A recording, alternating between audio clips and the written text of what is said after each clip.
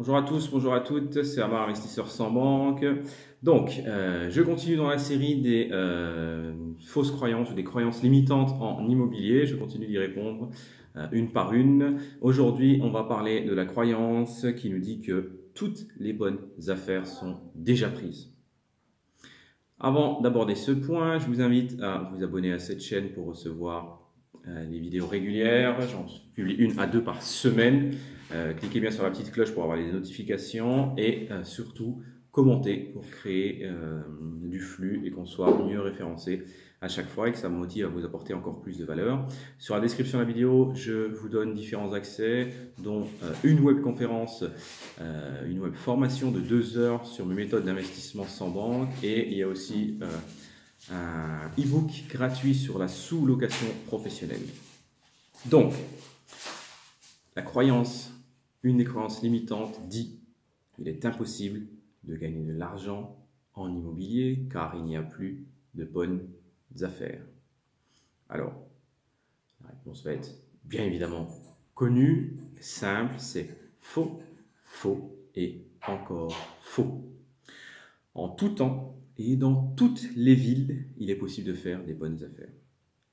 Maintenant, il est évident que si vous faites une visite de temps en temps, une visite sur le Bon Coin, vous vous connectez de temps en temps et vous recherchez les studios, les T3, peu importe, de la ville où vous voulez investir, vous voyez que les prix ne varient jamais. Donc ça, malheureusement, c'est une évidence. Si vous connectez très peu, si vous ne faites pas les bonnes actions, les bonnes affaires, vous ne les verrez jamais. Et donc pour vous, il n'y a pas de bonnes affaires et donc impossible de gagner de l'argent en immobilier. Les bonnes affaires existent. Maintenant, comment les trouver? Eh bien, ça va être vos actions. L'immobilier, comme tout investissement, comme tout business, ça demande de mettre en place des actions. Rien ne tombe du ciel, ni en France, ni ailleurs d'ailleurs. On voit parfois des vidéos de réussite dans d'autres pays, mais c'est les personnes qui ont fait les efforts nécessaires. Trouver les bonnes affaires en immobilier, ça va être multiplier les visites. Multiplier, faire plusieurs visites, voire même plusieurs dizaines de visites par semaine. Pourquoi? Ça va vous permettre de bien connaître votre quartier, de bien connaître le marché et de vous créer un réseau puissant. Et l'un des grands secrets de la bonne affaire, c'est le réseau. Quand vous connaîtrez plusieurs agents qui vous font confiance, alors bien sûr, si vous avez déjà fait des affaires avec eux, c'est plus facile, vous aurez accès aux fameuses bonnes affaires.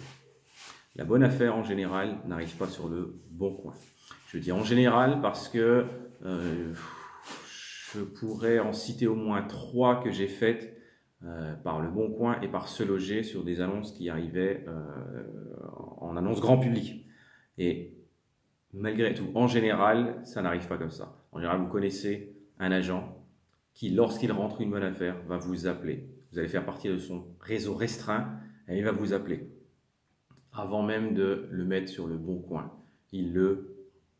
Alors, même avant de vous appeler, il est possible qu'il le diffuse dans sa liste de mails restreinte.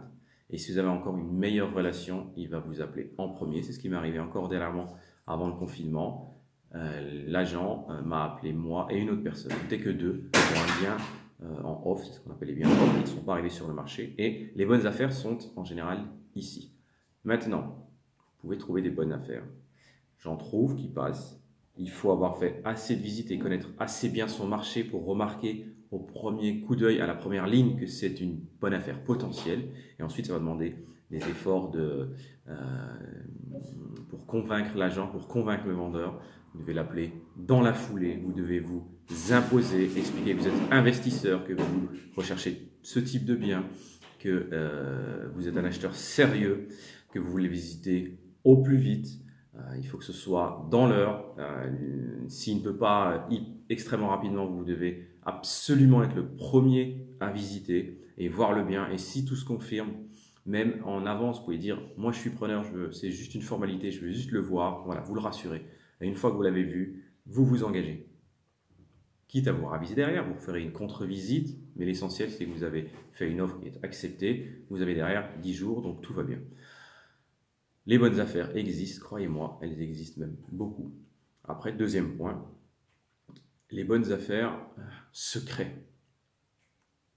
Voilà, souvent, si on garde en effet que le bon coin, que se loger, il n'y a pas de bonne affaire.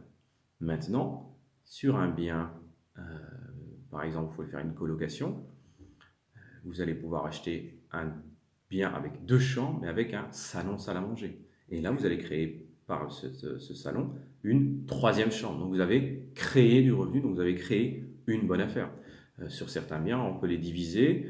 Il y a peut-être 2 accès, il y a une porte centrale avec des fenêtres à droite à gauche et on peut se créer un petit sas et se créer 2 studios qu'on va mettre en courte durée. On sait créer la bonne affaire. Ensuite, en visitant, en allant voir, en posant les bonnes questions, on a aussi des profils de vendeurs qui sont dans le besoin extrême de vendre. Et donc, on se crée la bonne affaire par la négociation. Donc, vous voyez, les bonnes affaires existent toujours. Il faut aller les chercher, donc par son réseau. Vous les propose en premier, en off, par l'amélioration du bien, les travaux qu'on va en faire, la transformation du bien, voire même le changement de destination, ce que j'ai fait dans une de mes affaires, un local associatif que j'ai transformé en T2. Et le 3e point, c'est dans la négociation.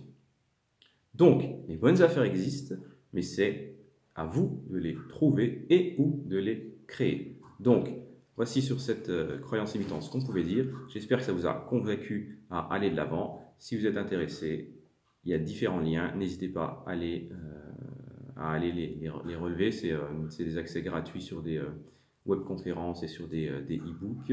N'hésitez pas à commenter. Je réponds systématiquement et en général assez rapidement. Allez, ciao!